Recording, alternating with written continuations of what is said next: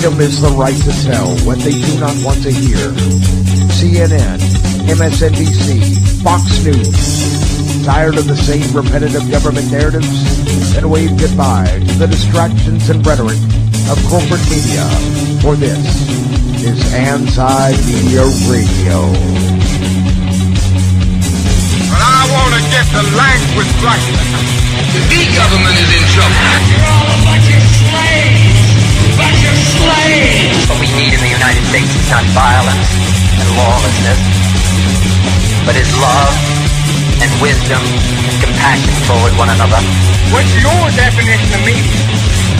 And now, here's your host, S.M. Gibson.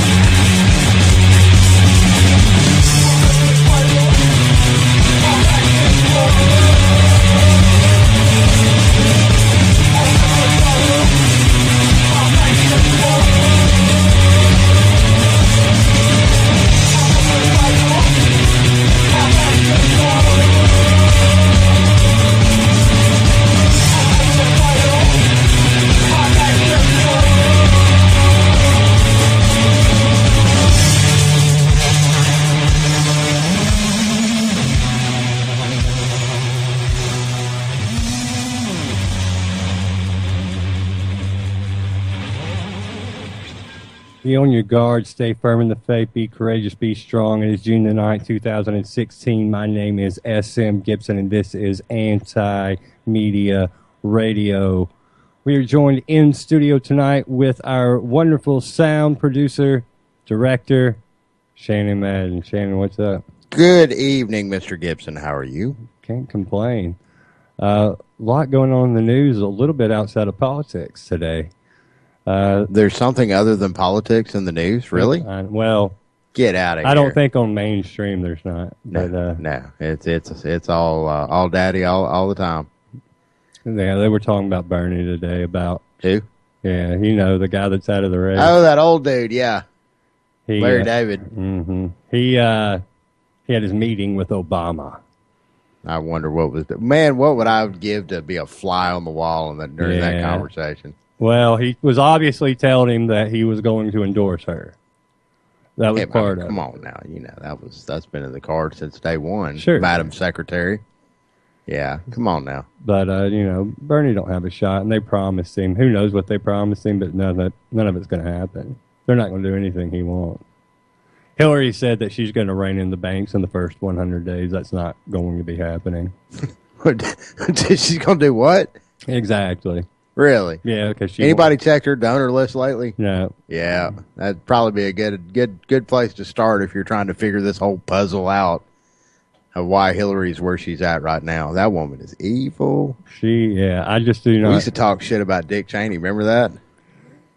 I don't know, man. Dick Cheney, they're on par with each other. Man, that's a couple right there. I mean, if you want to talk about which one's more evil, they've got a body count that pretty much is just about evil. Oh, he's got a bigger body count, I bet. You think? Mm-hmm. All right. Yeah, there was. Yeah. Speaking of Iraq, there is a lot going on in the Middle East right now. I don't know if you heard about the situation with Saudi Arabia, and they were on the child killer list, and they weren't on the child killer list. Again, you know, they're on the Human Rights Council too. Whatever. What a joke that is. Because Saudi Arabia, as we all know, does every kind of unimaginable thing you can do to people. And then the war in Yemen. In public, I might add. In front of the war in Yemen is a lot to do with the children. 60% of the children that have been killed have been killed by the Saudis in Yemen. So it's not a good stat, and they clearly need to be on that list. Well, they were taken off the list, and it was pretty obvious that, you know, something was up. But the UN actually came out and admitted the secretary. The Secretary General came out and said that extortion was involved. And the only reason he did it, he said it was anonymous. Even though a report from Foreign Policy is saying that the threats did come from the Saudi government. Of course, they're denying it. But they said they've never threatened anybody. But this is what, a month after they threatened us with pulling all their assets. Why would they do such a thing? Oh, yeah, that's right, because we were going to tell about that whole little unfortunate incident that happened on September 11th, 2001. Mm-hmm. So, yeah, they're not on the list anymore. And the Secretary General, the reason why it took place and he took them off, even though he didn't want to, he said was because they were going to pull funding. And if they pulled funding, that means children in other countries would suffer. And he goes, the chain of events would have just not been worth it. The children. It's always about the children. Always. Yeah. But for him to come out and say that it was extortion, and you already knew going in that it probably was, but this just confirms it. Mm-hmm.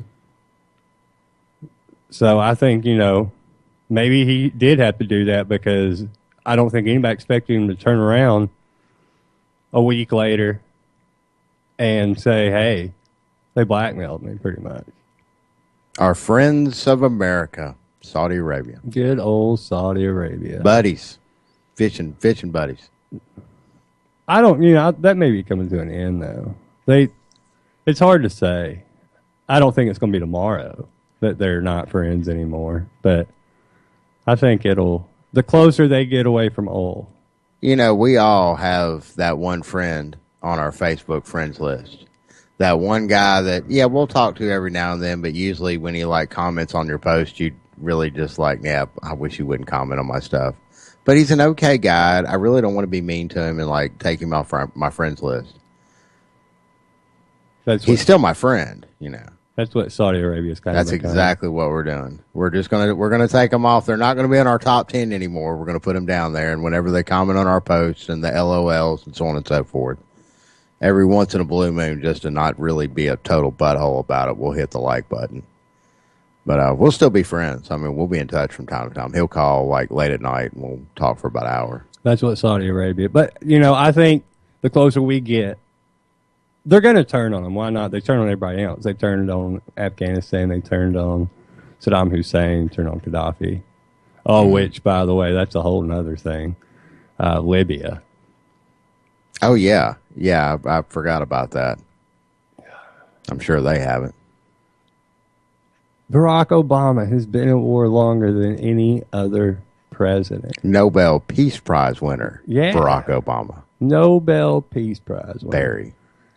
And I don't know if you saw the story. We'll get into it in detail a little bit later, but it's on the front page of the antimedia.org right now. Is only 10 countries in the entire world are not currently at war. 10 countries not at war. That's unbelievable. Because y'all just posted the article, today? Or yesterday? Today? It went up today. Yeah, so that means that it is right the now American government has seen that list, and it's why aren't we at war with some of these guys? Isn't there money to be made here? Well, we're not at war with all of them. Some of them are fighting amongst themselves. Oh, well. We're not at, we're pretty close to being at war with everybody, but almost 10, but we're not quite there yet. Look out, Canada. Yeah, Canada. We're coming for you. Canada ranked, they're not at war. They ranked good in the list. Iceland was number 1. Go figure. They don't mess with nobody. Nah. Ain't no reason to mess with anybody. We were 103rd out of 163. Ooh. Can't win a national title like that. No. Nick Saban will tell you that. No, you certainly can't. But, Iceland was number 1 in Switzerland and Canada. Let's see. I'm going to pull up the whole list here. Denmark, Austria, New Zealand, Portugal, Czech Republic, Switzerland, Canada, Japan, and Slovenia. Slovenia coming in. Be upset. The dark horse. Yeah. The non-BCS school. Wonder where Mexico's on that list. Well, Mexico's at war with themselves, the drug cartels. Mm-hmm. It's wild down there. Yeah, and it mentioned too the United States incarceration rate. So internal stuff, I think, affected this. Interesting. And the way they came up. That would basically mean that they're implying that the United States is at war with its own citizens? Yeah, the index gauges global peace using three broad themes: the level of safety and security in society, the extent of domestic or international conflict, so domestic would count, and the degree of militarization. So, yeah. The degree of militarization of our fine police officers. Just helping you out, just trying to keep you safe from each other. Oh, that's it. It's With all tanks and grenades and rocket launchers and whatever else they have at their disposal now, courtesy of the Department of Homeland Security. They've had it longer than Homeland Security. Yeah, of course, but Homeland Security definitely beats it up, and now went ahead and unleashed the floodgates, as it were. There's no reason for it. Everybody thinks there is. Well, I think we just spelled it out, that America is at war with its own citizens. What was it? The shooting at UCLA. They shut that thing down. Yeah, whatever happened with that? There was no reason for any of it. It was murder-suicide. Yeah, so they had that whole thing. I mean, SWAT, everything. Like the world was coming to an end. Yeah. Nothing. That's what they do. They overreact to everything because they're spending money on all this equipment. Got to use it. And then justify its use. We were just keeping citizens safe. Mm-hmm. And we hear that so many times in situations where we have, straight up victimless crimes. The horrible, we can go on about the drug war for about an hour since we already brought up Mexico and the drug cartels that would not exist. I mean, let's call it what it is.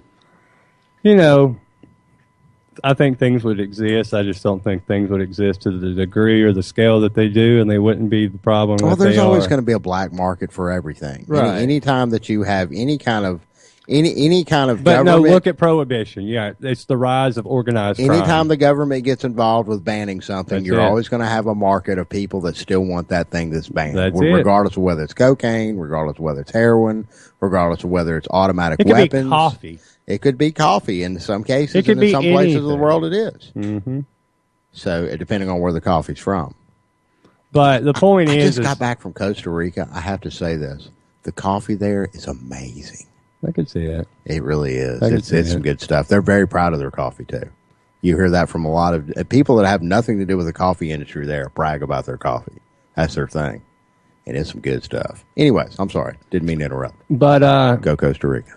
But as far as the drug war goes, I mean, anything you make illegal, there's going to be a black market for it, 1,000%. And then the higher demand, the more I think you're going to see violence. The more money, obviously, the more money, the mobsters and the more 30s players in New York that get involved during Prohibition. And so you're where we're at, and there's governments involved that help running it. See Afghanistan, but yeah, go ahead. Well, everywhere. Yeah. So, but yeah, Afghanistan, that's a part of it. I don't think a lot of people realize to the extent that Afghanistan is an extension of the drug war, in part. Absolutely, it is. And again, heroin did not reach the levels, and I see this time and time and time again. That heroin use is over the past 7 years is on an epidemic rise in this nation, and it was right around the same time that we started parking our butts back in Afghanistan. Yeah. Well, we brought troops home, but we still have troops there. Troops never left. Some of the troops left, but they were replaced with more troops. It's not how you occupy a territory. Once you take a territory over, you got to plant some people there. Soldiers called soldiers and soldiers called advisors are still people on the ground. Yep. Holding a gun, ready to shoot somebody. Just like they were before their title was changed on their a piece name of paper. Yeah. Doesn't mean that they're not there. Yeah. But that's not the way that the government looks at it. they look at it as we'll just change their classification. They're advisors. They're in a different position now. Yeah. They're not at alert at war. Yeah. They're just there in an advisory situation. Just don't worry about that tank that we have over there and beyond the bushes. And I don't know if you know, but Fallujah, that's just right now horrible.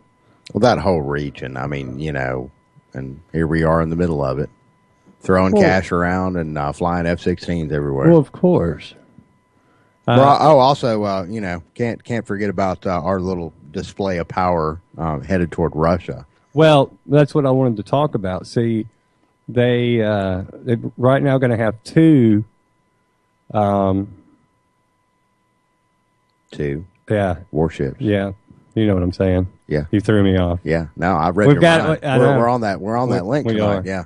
But anyway, just had to hit the in the reset Mediterranean, yeah. and it's being seen as the Mediterranean, which is off the coast of New Jersey, of course. Right.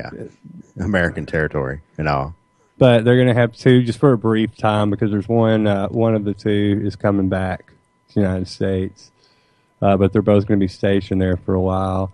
Or not for a while, but for a short amount of time. Till some planes fly over them and we shake our fist at them and we have a little display and everybody goes back. They're moving from the Gulf over into the Mediterranean.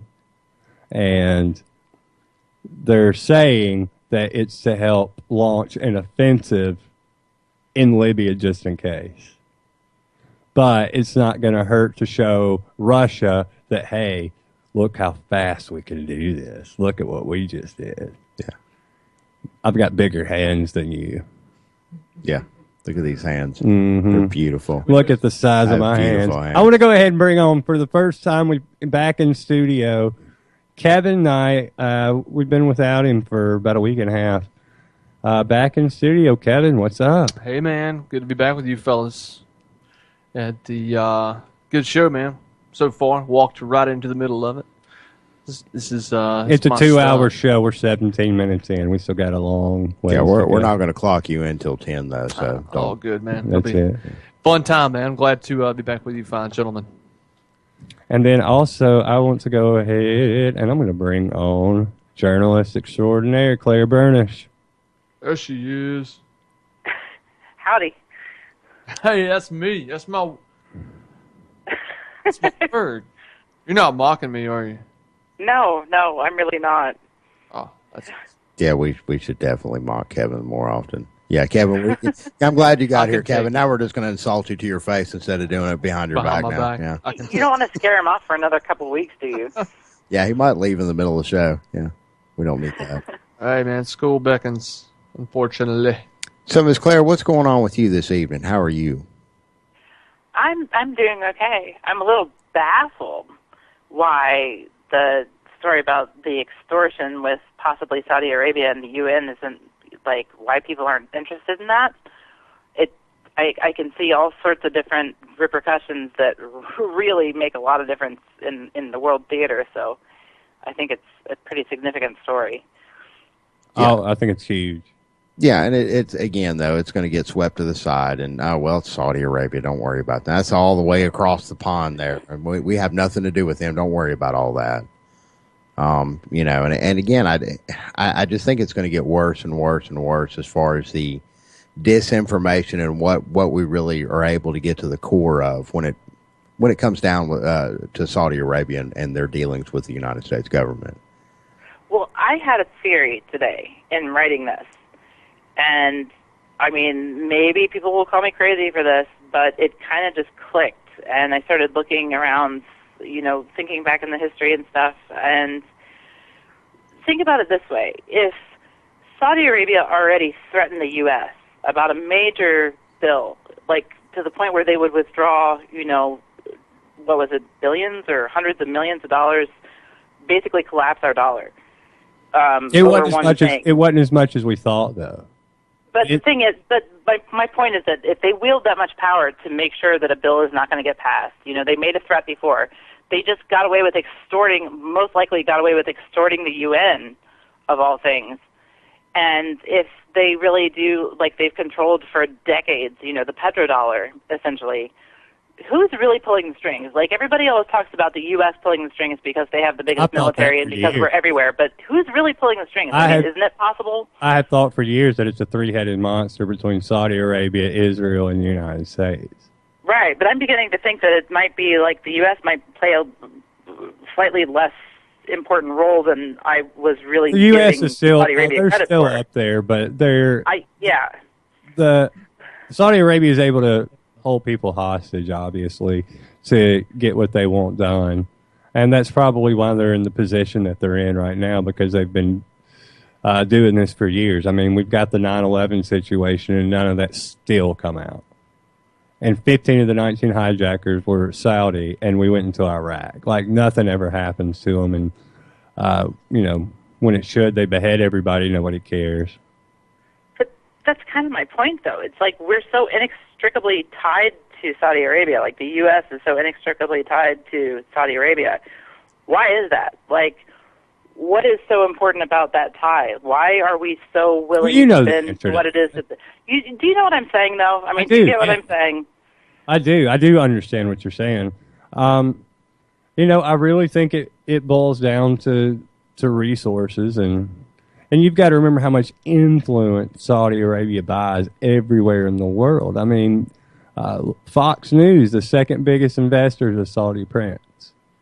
So, I mean, and that's with everything. Remember when Iran, when the deal was going through, the nuclear deal, and they were running all those ads on TV here, and they were like, by the Freedom for, We Love America group, what blah, blah, blah, paid for.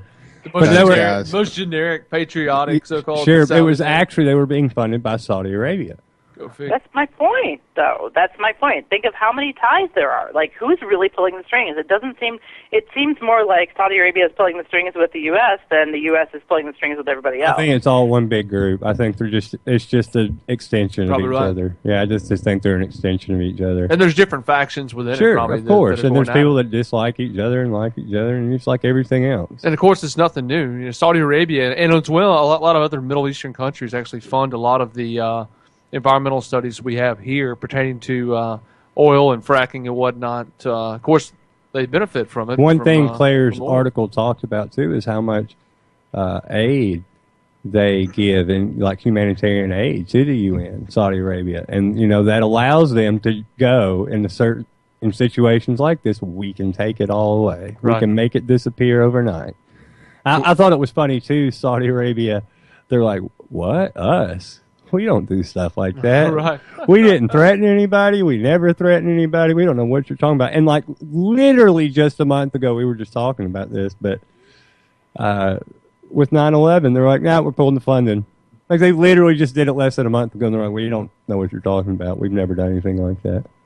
It's like the State Department saying that they never said no boots on the ground in Syria. It's like, wait, what? Oh, I know. Well. We, you know what that is.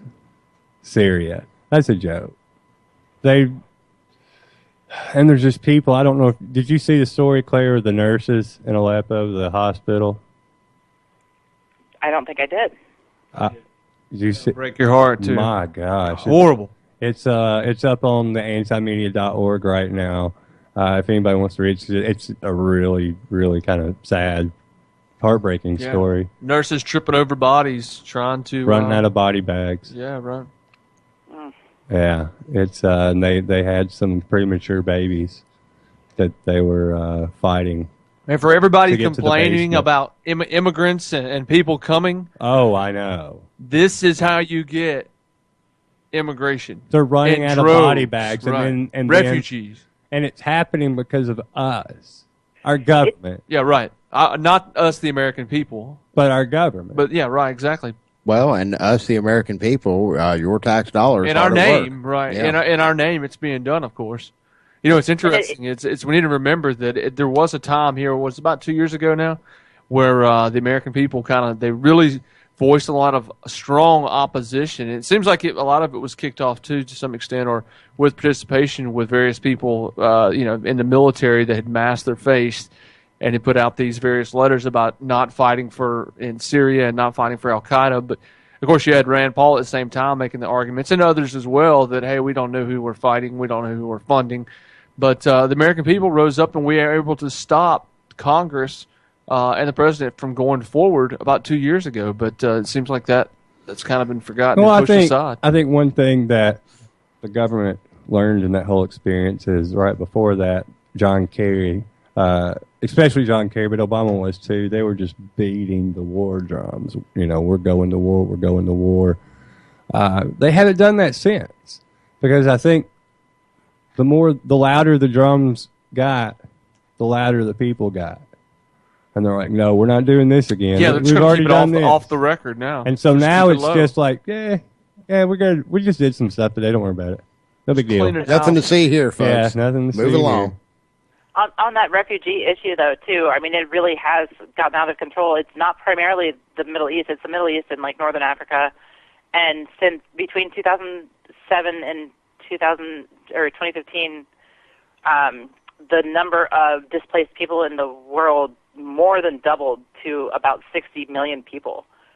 And if you, like, when I was researching a story about the body count in Iraq alone, popular theory tends to say that for every 5 people displaced, 1 dies. So if you're looking at a 20% death rate of 60 million people, that's like, I mean, that is beyond a travesty. Beyond a travesty. Well, see, nobody thinks about that aspect of war. They just see the death count. They don't think about the just millions so many of people repercussions more. other than what's obvious right there in your face. Yeah. I mean, the whole country's decimated. The fear every single day you would live in. Can you imagine? I can't. I've thought about it. And I mean, just to see pictures of it and then just imagine yourself there in that existence day in and day out, just trying to walk down the store just to eat a loaf of bread, and it pretty much being a crapshoot as to whether you're shot at or not, or detained by military or get hit by bomb shrapnel, or just, man, that's a horrible existence. Well, what makes me the angriest, I think, is when you hear people online say, well, when you hear about refugees dying in, like, boating accidents because they're on a flimsy boat, they're like, well, don't get on the boat. It's like, if the situation is bad enough that you're willing to put your family and your children on a boat that flimsy to escape what you're going through, that is a situation that is terrible beyond belief, and it's the situation that needs to be examined, not the refugees. You said, I tell you what, I want to go ahead and go to a call now, area code 678. Thank you for calling Anti-Media Radio. This is your host, S.M. Gibson. Tell us your name and where you're calling from tonight. It's Sean. Calling from Georgia. John from Georgia, how you doing? Sean, what's going on? Yeah. Yeah. Another fine Southern gentleman, I'm sure. Yeah, we're not. Got a little Southern voice on you. You know what I'm saying? I hear you, man. What's going on, fellas? How you doing? I can't complain. Doing good. So, what subject matter are we on today? Oh, what are we not on? We've been talking about the situation in the Middle East currently. Mm-hmm. What's your feeling about that? What's your feeling about us being occupied in the Middle East as long as we have?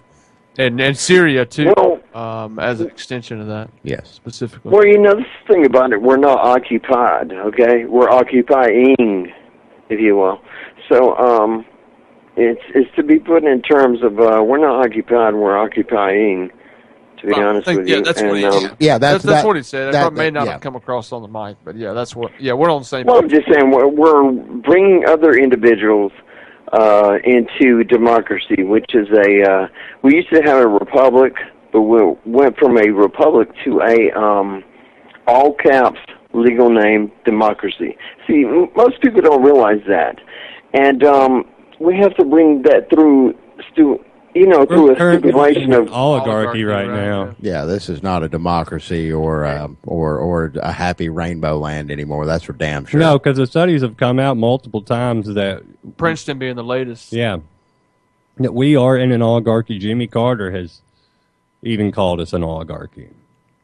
But thank you so much for the call, Sean from Georgia. But yeah, back to you, Claire, and what we were talking about with the Middle East. Yes. Yes. Yes. The red line has been crossed. Yeah.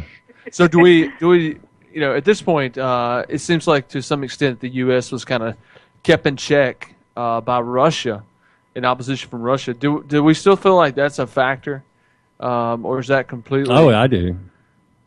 What do you mean a factor, though? I mean, like, we're the ones kind of aggregating troops along the border of both Russia and China. Yeah, I mean, they said part of the reason for the ship movement, too, was because of what Russia did in Syria, even though they say that you were using the aircraft carrier for the exact same purposes that Russia was there for. You know, supposedly they're doing the same thing. But it's a dog and pony show is all this is. Right, but then they're saying, their efforts are helping Assad, win the war. Yeah, helping. Yeah. That's what Russia's saying? Well, they're supposedly wanting to fight ISIS. That's everybody's goal. We all want ISIS gone, blah, blah, blah. We keep seeing Russia has been adamant. They seem to be, they really want Assad to stay. And whether or not that's a good thing, whether or not he's call him a dictator if you want, but he's really, at this point, the only check, at least an only national check against ISIS, which, arguably is the strongest force tearing apart that country. And so, yeah, I can see when Russia's, at one time, at least, they were strongly backing Assad. But, now it seems like that is faded. It seems like the latest reports I've seen stepped back some, has been pretty much almost to the extent some reports that I've seen that they've actually negotiated terms of his eventual, I guess, resignation and well, that's possible, that's been discussed asylum. with the Constitution. They've discussed right in the Constitution, us and them, the Russian and the United States. We saw the same thing, and maybe this is how it goes. It's maybe in a wavering position. Russia may be doing as a lot of countries do, making moves. Have a general long-term plan, but be willing to make moves left or right and be fluid. Because for a while there, it did seem like we're seeing the same thing. We kept seeing that Russia was going to dump their support. It was going to dump Assad, and then it came out, no, Russia's going to stand by Assad. And then it came back, we started seeing it. It's not been a rumor or an idea that's been completely squashed any time since this has kicked up. So it looks like Russia's probably hedging their bets like any other country would do and playing their cards wisely. But either way, I don't see who else is going to be. That seems the one way that they could at all possibly keep more troops out of Syria. And that's about keeping Assad there, because you take Assad out, there's going to be even worse than it is now. And you have a power vacuum, and we all know what those lead to. Right. I mean, who they could have even put in power right now that would, they just want it to be a replay of Iraq. Yeah, exactly. Russia needs Assad to be not deposed. Strong. I mean, they need it because of the pipeline. They want to be able to supply natural gas to Europe. They're one of the biggest suppliers of natural gas to the EU. And if we knock out Assad, then, the U.S. and its allies can go ahead and, with its plans for the pipeline, and kind of knock Russia out of that game. And that's, kind of the power play going on there for the most part. So you don't think Assad's stepping down whatsoever, or that Russia is trying to get Assad out whatsoever? No, Russia needs Assad there because Assad is I think most of us would agree with you. I'm just saying. I mean, that's what at least that sort of aspect of the power play is. But in order to kind of almost make it appear like there's more at work and to kind of secure that interest, then the U.S. is ringing Russia with all sorts of troops and, armaments and ships and everything else, and it could get really ugly because this is a very important area. Well, I expect it to, and I'm hearing too that war. They're expecting the Golan Heights and all that to kick off, and that's right there with Syria and Israel. Right, long occupy. Israel took it back, or took it in the 6 Days War, or is in the. So they've had it, but it's disputed territory. It's supposed to be Syrian territory, but Israel's kind of occupying it right now. Right. Well, I mean, that's kind of that's what I was getting at, was that they took it by force. And as we all know, what Israel wants, Israel gets. And I guess we've got to bring it up. We haven't brought it up in a while if we're mentioning Golan Heights. Genie Energy, for anybody that doesn't know, look up Genie Energy. It don't even sound real. Do tell. Oh, I read an article on that. Claire, too. why don't you explain to Kevin here? You could probably do a bit better job. I don't know that I can, but it involves Murdoch and I believe Rothschild and I can't even remember who else. Jacob Rothschild, Dick Cheney, Gary Richards. Cheney, that's right. It's funny because I almost cracked that joke a second ago about the Rothschilds. It's Dick Bill Cheney. Richardson, I'm sorry. Yeah, it's Dick Cheney. Jacob Rothschild and It's a who's who of conspiracy theories. Yeah, it really power men. it sounds like a joke. Yeah. It really does. It's like but it's one really of not. the most elite country club on the face of the earth. Yeah. And like there's And these it's, 5 people sitting there just And hanging how do we out. find it again? What's the name of the It's Genie Energy. Genie Energy? Yeah, in Golan Heights, and their Oh, yeah. claim Google to loves it. their claim to oil in the region, and the drilling rights. Important one. Hmm. Yeah, the drilling rights are. Oil. Uh-huh. So, yeah, that's fine. And it's, okay, it's Cheney. Who's the other one? Murdoch. Yeah, that's it, Rupert Murdoch. Yeah. What a joke. Anyways, so... I mean, it sounds like absolute craziness. Oh, like yeah. It does sound like the stuff of crazy conspiracy theories, but it's It not. sounds like the jokes that your buddy tells you that you had, or the random guy that you've gotten to meet at work or something that maybe you gave him a few seeds or bit of knowledge, and they went home and 5 months later they've come up with every conspiracy theory and literally connected every dot that you probably connected at some point also when you first started. Seriously, it does. And, it all ties in together right there with the Middle East, which is a, geopolitical play between Russia and the United home of States. 3 different Or the West. Abrahamic religions that, Yeah. it all Everything's came from just that on area. top of each other. Oh, yeah. And it's where it looks like it's going to kick off. Well, that's what ISIS is trying to bring, of course. They believe that, and that's the name of their magazine, of course, and that's where they believe that they're supposed to usher in the end times, from my understanding, which is what the also some of the 12th Imam, the Mahdi type stuff, one of the kind of segments of or off branches of Islam is concerned with, or rather the belief that they're going to bring about Armageddon, and at that point, then I guess the Mahdi or the 12th Imam will come forward and save everybody and do what he does. But so that's part of the reason why, to my understanding, that they're one of the motivating factors. And I forget the name of the city; it's in Syria, but like not Darfur, but it's the name of the name of their ISIS magazine also. So anyway, so there are some prophetic overtones. ISIS Today, yeah. Oh, yeah, what is the ISIS? And they are magazine? trying to get a little more public savvy, aren't they? ISIS Living, yeah. It's not something you want to do a Google search for. Too late. You remember the hotel? You're going to they get put had? on a list for that one now. Dabi. Yeah, exactly. Not already. I don't know if I'm pronouncing that correctly. They're just like, hey, log this one too. Is that Dabiq? Dabiq, yeah. Yeah, Dabiq. Word. So, yeah. So that saved everybody from Googling that. So I guess everybody. And look what you Yeah. just did. You Took like one for the team Took there. one for yeah. the team. You're like the portal. That's it. Oh, Speaking man. of portals, that's what this is all about, right?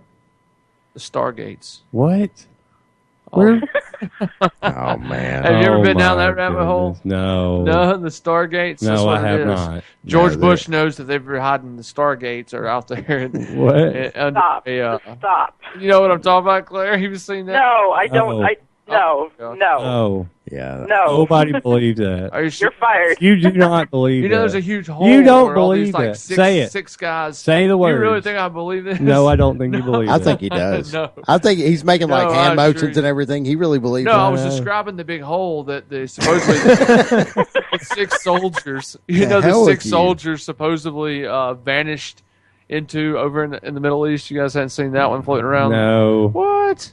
It's like What are you shared. talking about? You guys don't have enough a big enough No, Claire, I'm surprised you've not seen it, but just because of the amount of people and eclectic mix of people. I keep my Facebook friends list pretty clean of such behavior. When and I show you the advise article, you you know what I'm talking about. Do I want to even Have you hear ever this? been to? Well, I get a lot of entertainment, but that particular branch of entertainment I have not yet seen. Before it's news, before it's news, not news. Oh, but news. oh, I know you guys have gosh. seen that. Well, there you go. yeah, that's enough said. I The can't bad even. thing is that like 1 in a million, they'll have actually like a genuine story, because they're like a news aggregate. They link a lot to a lot of stuff. Oh, It's I know great. they pick Obviously, up from anti-media. I've had Do they really? I've had stories. Congratulations, I Yeah. guess. Yeah, it's something. It's not a slam on media. Kevin has completely hijacked this show, and you let him do it. Right. I sat and watched you do I'm it. saying not one negative word about anyone that's trying to. You just don't want Kevin to leave again. That's what it is. Oh, yeah, that's totally it. Please, yeah, don't go. It's hard to talk. Sorry, Phyllis. I didn't mean to get back. It's hard. Yeah, that was interesting. Yeah, so, yeah, anyway. You are forgiven. Got John Travolta over here talking about whatever he's on about. Hey, you guys, you led me down the path. I didn't lead you my anywhere. goodness. Okay. I had nothing to do with that, officer. You cut and weeded the sidewalk. You almost pulled my Okay. all but held my hand and shoved me. How about we talk about the fact that we're talking about World War III and all but 10 countries That's crazy. in the world are currently at war. Claire, you wrote the story. It's right now on top of the antimedia.org. Only 10 countries in the entire world are not currently at war. Claire, your reaction to kind of doing the research and writing this story? It it's stunning. I'm not sure that I understand like how it even got this bad. There are countries that are kind of improving in their peace quotient, if you will, but most of the more countries are actually deteriorating into kind of a state of conflict. The U.S. was called out for its excessive incarceration rate. I don't even know where to go with this. It's just such a stunning figure. It's only the highest incarceration rate in the world. Everybody chill out. And do we know, do you guys know, is it drug charges? Do we know, is there any idea? I'm sure we could probably find the answer loosely. How accurate it is, who knows? But do we know what most people are actually doing time for? I'd be curious to see what most people, if we looked at their crimes and who was in there for what, how many of those people would be, filling up the most space for be it drug crimes. It seems like I have heard that before. I know, that's what I don't want I've to heard say that also, but, to fear being wrong, but well, and It's by far nonviolent crime. Yeah. It's like administrative crime, basically. that was the impression I was under. That it's mostly Yeah. nonviolent drug related. But as far as like the military budget goes, now it's not like they don't give like exact figures really, but where is it? The U.S. spends like 38% of all of the military budgeting in the entire world. And didn't they say something like it's like 13% of the whole world's economy, or Right, and the country that comes in next below the United States would be China, and they spend 10% of the world's basic military funds. So it's really telling.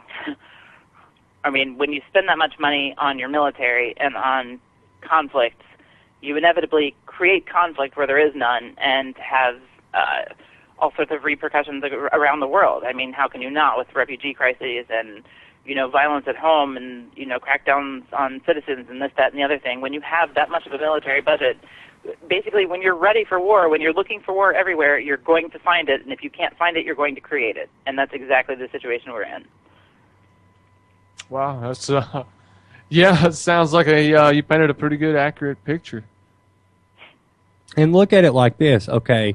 The United States has roughly like 320 million people, and we're spending 38% of money in the world spent on war. Okay, It's insane. And China, their population is like 1.4 billion, and they're spending 10%. Like, think about that. The difference in the amount of people. 1.4 billion to 320 million, and we're spending that much more in defense. And yet, there is a large segment of the population that is convinced we don't spend enough. Yeah. Our military, it's just stripped bare. We're just all going to fade away and die. They're just going to invade us any second. We could cut our military spending in half, and we would still be number one by quite a lot. Let me look it up. I'm looking it up. The number. These numbers. Well, huge. you're not going to get the whole number because there's also the amount that's spent through the black budget. The black budget, yeah. Oh, sure, which of we course. had. There is no total on that whatsoever. Well, of course, they don't even. That's not just that we don't have access to that, but according to Rumsfeld, that's the money that that they claimed went missing. And of course, the day before 9/11 attacks, he claimed it was the biggest threat to America. Was the $9 trillion of the? I hate to say $9 trillion. That almost didn't seem right, but I believe it was $9 trillion of money that is unaccounted for that has been spent somewhere by the military. It seems. But think about this, like from a non-U.S. perspective. If you take all of the military budget on the entire planet, like the known military budget on the entire planet, it's the equivalent of spending $1,876 for every single person on the planet. That's unreal. That's crazy. And you have, China is spending like 160 billion a year. China. And I think the 2016 NDAA was going through at like 580 billion or something like that. Maybe it was because it was a little lower this time around, but it was only for 3 months or 4 months of wartime spending because they said they're going to have to do emergency spending for war because there's going to be a new president. So they only budgeted for 4 months of the war. So it seems like they're spending less, but really they're going to end up spending way more. Of course, that's always the way it happens. And again, the country with 1.4 billion people spending 155 billion. So where it's, say, to round it off, 600 billion. And yet we don't spend enough. You could take 2/3 of that away, and you would still be outspending everybody in the world. And per capita, way outspending everybody in the world. And yet, we have to vote for politicians based on they're going to beef up our military. They're going to beef it up. It's like, have you not seen it? Like, there's what is there to beef up? Right. It's Barry Bonds. His head's grown 3 sizes. We haven't even talked about There's no question steroids are involved. We haven't even talked about our nuclear arsenal yet either. I can tell you what the complaint will be from the foot soldiers, because I've heard this before. And you've got, war planners do what war planners do. And obviously this is for the Defense Department or the defense industry, this is an opportunity to make and rake in a ton of dough, and that's what they're doing. But I've heard this complaint from soldiers, they're called in talk shows or online and interviews. I'd be curious to see what Dylan Robinson would have to say. But Dylan Robinson of Volunteerism fame has been on the show a couple times. They have a great interview and had a video go viral. Good dude. We like Dylan. Oh, yeah. Had a great video go viral that about a lot of the BS just going on in the military. But be curious to see what he had to say about it. But a lot of these guys, some of these guys are getting sent out to combat missions, and they've got what they feel is very little inadequate supplies, very cheap, cheap, really unreliable bulletproof vests, just all kind of little knickknacks like that. A lot of these guys seem to depend on. I've heard that complaint. So it's funny, it even goes to show there's still a big disconnect, even from your foot soldier to your war planners. And it's something we have to face as we're trying to influence guys in the military to see the light if they have not already seen it already. And so it's important to keep that in mind. They may have there may be some genuine complaints that they have that we can't see, but nevertheless, we can see what it's doing to the debt and to the budget. Well, their complaints actually kind of highlight the issue in the first place, because if we're not taking care of the people actually fighting the wars and giving them sufficient supplies and whatever, like I'm hugely anti-war and anti-military, but if you're going to strip them of everything basic and safety and comfort and everything else like that, it's telling of what the real goals are and how little the people that are actually fighting the wars matter to this government. It's not the people fighting, it's the end goal, and they'll do anything to get there. And has been for quite some time, I might add, too. I mean, you can ask any Vietnam vet the treatment that they received when they came home. And, our American government treats our veterans like crap anyways. Well, and it did, and you're right. And you mentioned in Vietnam, the U.S. government was actually, you guys probably know this, but they were limiting the places the military could strike. So, those veterans had an axe to grind, not only with American people when they came back because of the way they were treated, but a lot of them, and even should be more, had an axe to grind with the federal government. One, for getting them over there, for two, basically, doing God knows what as far as military planning, and sending these guys into a hellhole, literally. For what? And then trying to dictate and limiting their ability to be successful in the field, not for the sake of humanitarian reasons, but to secure industry and to secure business relationships, and which ultimately costs more lives and extended a war probably way beyond what it really needed to be one to fight. And then a federal government that would deny or resist a attempts to look for troops that were left behind. Yeah. It's gross. This is going to sound way worse than I mean it, but Memorial Day, really upsets me for the reason all these poor families are grieving. And for what? For what? We're not talking, if you're talking World War II or whatever, fine. Declared war. You stopped Hitler's advance. I see what was accomplished in that war. What was accomplished in Vietnam? What's been accomplished in Iraq? What's been accomplished anywhere we're at? Except make some rich people in Korea, richer. We stand on a line. So that's been accomplished. We stand on a line. Got a flag planted somewhere. But, South Korea, they're not doing terrible. Comparatively to North Korea. Kia's a good car. Because North Korea is, out of...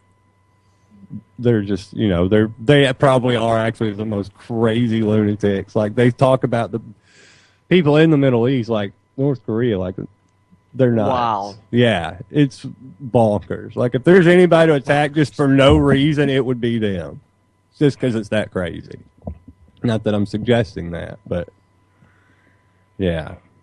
But they've got news. It's a travesty, though. This is seriously, this is the shame of the world, in my opinion, that this much money and, human life is being wasted on things that don't matter to anybody except for these very few people at the very top who get rich off of it. And it's plundering the world, and it's killing people, and it's wasting resources and money and manpower and things that could be, I mean, it's just, looking at these statistics, they seem kind of cold, but if you start to really kind of think of what they represent, it becomes staggering. I haven't seen it in a few years, but what was it, The Fog of War, where it was Robert McNamara that was being interviewed about Vietnam, and he was just bawling and crying? Probably so, because he was also, that's when he mentioned Gulf of Tonkin was basically BS. Yeah, and about how the whole thing was a lie. Yeah, right. Yeah. I've not seen the whole thing, but I've seen the excerpts. I hadn't seen it in years. So, yeah, I could be completely wrong about what I just said, but... if you are, inevitably, somebody will let you know at some point. I'm sure. But I think... Must have been the Stargates. Oh, yeah. Had to be, sucked them right in. But I think that's kind of what it was. But anyway, the point is over the lies that were told with Vietnam, and it still goes on to this day. I mean, you go back to Smedley Butler, and when Roosevelt was in office, the business plot. Yeah, so none of this isn't like some new thing that has cropped up. There's nothing new under the sun. And I'm sorry, all that plays, I think, into probably Kennedy a little bit too. Just power play back and forth between the global, the Cold War, that whole, I think I mentioned to you that Kennedy complained. Cuba. He complained about the same thing. It was CFR guys that were calling the shots in Vietnam too. And he complained that he had CFR guys to pick from when he started picking his cabinet and his advisors and whatnot. So it's a pretty common complaint there that the people that are calling the shots, declaring the wars, don't, of course, have the interest of you and I whatsoever, our money, our pocketbooks, any of our concerns whatsoever. But damn it, if they'll tell young people they're fighting for their country and send them off to war to die. Oh, no, they're patriotic. And the thing that got me, like the term draft dodge, I really got to thinking about that with the Muhammad Ali recently passing away. The term draft dodger, it's just like some propaganda term to shame people. Just to you don't want to go kill somebody? Oh, what a coward. You know what one of the arguments was? He beats people up in the ring, but now he doesn't want to go hurt people. I'm hurt people, there's a vast difference in there between... a guy choosing to... Right. He's voluntarily getting in the ring to do this, and they're getting paid money to do it. To box. Yeah. Another guy's... take a gun and start, shooting children. Completely the same thing. Who has no choice but to fight back and to be armed. And what was the George Carlin thing I'm seeing going around about Muhammad Ali saying, he had a strange job. He beat people up for a living. Yeah, right. But he made the opposite critique these people are making. I thought that was the best summary and the best verbal slap down of anybody I've heard. And that was an awesome defense of the man. I agree, and he went on to say that the government doesn't want to do that job anymore. He wants them to go kill people. He says no, that's where I draw the line. I just beat people up. I don't want to kill them. And he says, well, government, if you're not going to kill people, we're not going to let you beat people up anymore. Right. That's what they did. 3 years, right? 3 years. That's it. Well, hats off to him for an athlete who's probably in his prime, or so he thought at that time, for sticking by his guns. No pun intended, and refusing to go to war. A lot of people. Yeah, I mean, he lost. Oh, a lot of money, probably, and lost a lot of fans. I'm sure there's people. I saw several, even a police officer that I have a fraternity membership. I put it that way with. Saw him post something that was, talking about him being a draft dodging Muslim who did this, blah blah blah. And I was just like, guy. What kind of... And don't get me wrong, apparently Muhammad Ali has said some very some things that might really piss one off. Well, so if you look at his... who hasn't? If you look... Oh, right. Well, I mean, I guess things towards racists and... anyways, I could see people's argument, but in this situation, it's hard to... Hey, you call it a spade, but you can call it like it is. I tell you what, let's finish... talking about that, and we're going to get into more on the second hour of Anti-Media Radio back in just a few minutes. Thank you very much. Long ago, there was a time I didn't think that I could wait so long. So long. You do the work, you do the time. I didn't think that you would wait so long. So long. So long.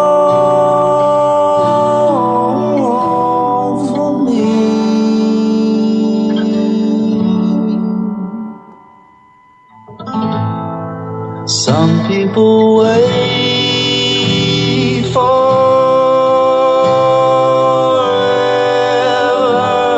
alone, but you and me, we must run away to go home.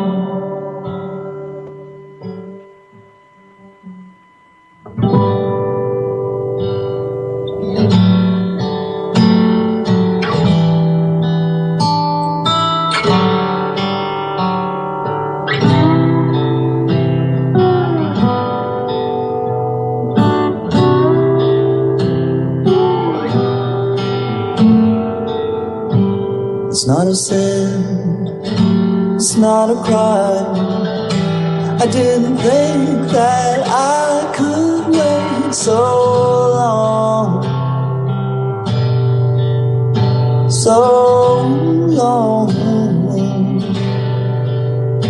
so long for you.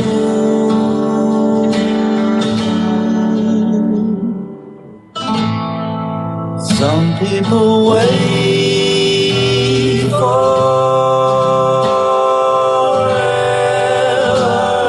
alone. Some people try in vain to roam.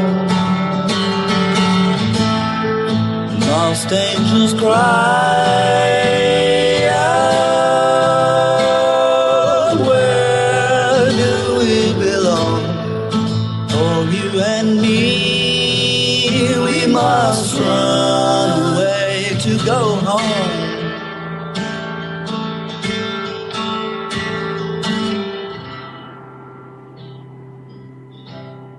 I want to go home.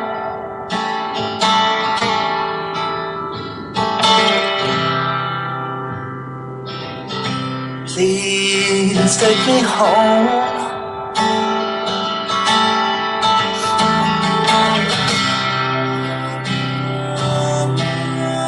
I need to go home.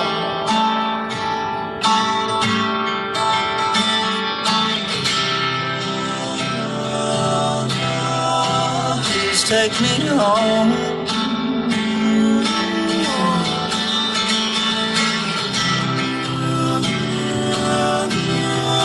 Please take me home.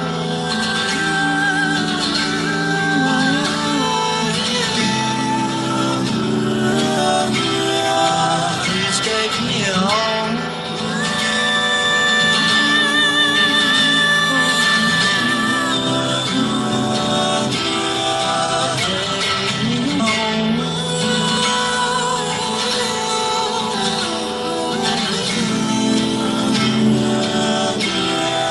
Please take me home.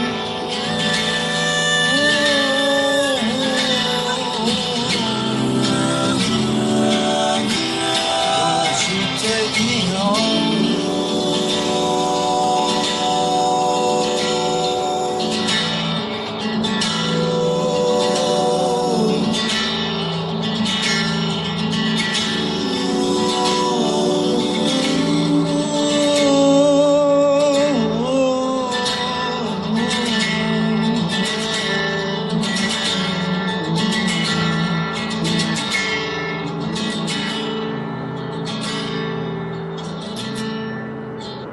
Back for hour 2 of Anti-Media Radio. This is your host, SM Gibson.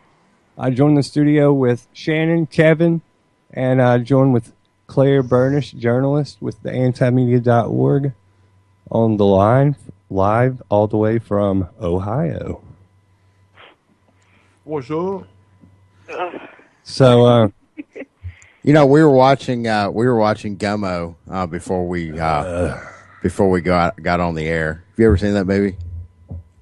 What movie? Have you ever seen Gummo? it looks pretty terrible. I've never even heard of it. You've never heard of that? It actually takes place in Xenia, Ohio. Yeah, it's you need to check it out sometime. That's all that needs to be said, really. Sounds like a winner. Yeah. Okay, I tell you what, just for the sport of it, let's go ahead and have the Bernie conversation. Oh God. Oh, come on. I'm not feeling the burn tonight. No. So he's going to endorse her, obviously. It's just a matter of time when. I'm disappointed, you know. It's not Does like he have a choice? I didn't want him to win, of course. Of course he has a choice. What do you mean? What does he Of have? course, No, yeah. he I wanted doesn't him to have go a all the way to the choice. convention. Like, I want him to fight the He's a company man. Come on now. He Well, he's is. going to lose some people that He are is. not even going to understand the intricacies of it, and they're going to wish and say, "Well, he gave up too early. He should have gone and fought it at the convention." And why not? He's been pledging that, hadn't he? Been saying that he was going to take it all the way to the convention. Y'all just want to see some drama. It's not going to happen. Oh, it's going to like happen that. regardless. But think It may about not all the happen. years he's been an independent, and yeah, he hasn't been a Democrat. So what does he care? Like, why should he care? He should just take it all the way and fight. That's what I think. Like, if that's what he believes in, he should do it. Yeah, even Jill Stein offered to. I mean, there are so many options for him. He doesn't have to just bow out and endorse Hillary. I mean, Well, that shows you what Bernie Sanders is. And Ron Paul's been trying to tell everybody over the Fed bill they had together. They co-sponsored. Ugh. And Bernie sold him out. He's been telling people the whole time that when it comes down to it, he's going to sell out. And we're about to see it happen. Yep. Very few of Burns supporters actually know that or aware of that. They get confused and they think that because he signed or was on a last go around of piece of legislation that they don't realize that he was a big producer of the first round of alongside with Ron Paul, of course, of that paperwork that he, of course, towards the end completely 180'd on. What a So, yeah, that's the kind of backbone Bernie Sanders has demonstrated in his political career. that one vote made me lose any and all respect I could possibly have for him at the time. Mm-hmm. So, you know, I'm not terribly shocked by this, but at the same time, I sure wanted to see it. I wanted to see him do it. But, yeah. The Obama endorsement, yeah, whatever. I'm not at all shocked. I mean, this you could see this coming months Yeah, ago. yeah. But they're I not mean, going to make him vice president. No, it's. I think that like my actual kind of sadness in this is not for him at all, but for all. I mean, like you can feel all the hope and like the enthusiasm of all the people that got behind him just kind of sputter out, and it's. They refer to that as the burn. Yeah. But I mean, this would be the opportunity for all of those people to thoroughly grasp how rigged the system is and how little votes matter. You know, they don't matter. And this would be an opportunity to actually do something and to make a movement and to take advantage of the moment. But I guess we'll have to see if that will actually happen. It wouldn't be the first time a Clinton calls something to burn after something big in the news happened. Well, I think nobody is going to wind up being the big winner in this. Well, we contest. know that already. So, you know. That's a given. I really wish that they would put nobody in for president. Well, I stand by that. A boy can dream. What's the meme going around? We can all just be cool. Yeah. Right. And vote for nobody. Yeah, we can all just be cool, we promise. We promise to chill. Yeah. But, yeah, I mean, between Hillary and Trump, that's, there's no answer to that. Nobody seems like a clear choice between Which the kind of gun do you want to use to blow your head off? You get to pick the gun. Congratulations. So much freedom. We're giving you your choice. Which one do you want? That's where we're at. What are you going to do? Look, maybe the Bernie people, because I don't think most of them are really, as left-leaning socialists, whatever it is. No, probably not. They're just, It's a popular thing. It's a popular thing, and it's the Democratic version of Trump, really, because he's the outsider. They're not going to make Bernie Sanders anything. They're promising him all this stuff right now. You got Hillary's like, I'm going to rein in the banks in 100 days. Yeah. No, she's not. We all know that's the dumbest. Like, why would you even say that? Why would you even waste the energy to say those words? Because we know that's not going to happen.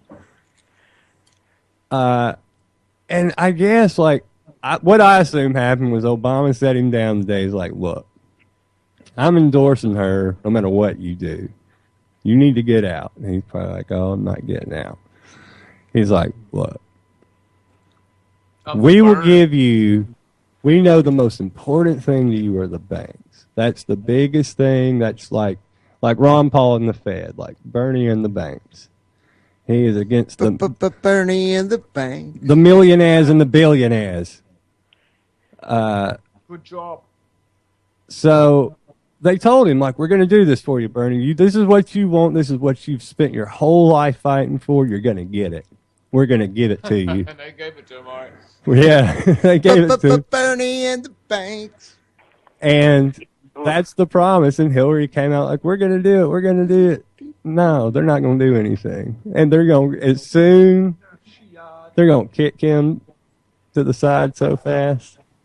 Like he's nobody. Lover. Like what was it today with Obama's endorsement of Hillary? I mean, it happened like right after he met with Bernie. How more insulting can you get? Oh yeah, they don't see. That's the thing about Bernie. I think a lot of people, not the Bernie people, of course, because we all know what that's about. Feel the burn. And David Koresh 2.0, but it's not Bernie's fault. It's not that those people are crazy.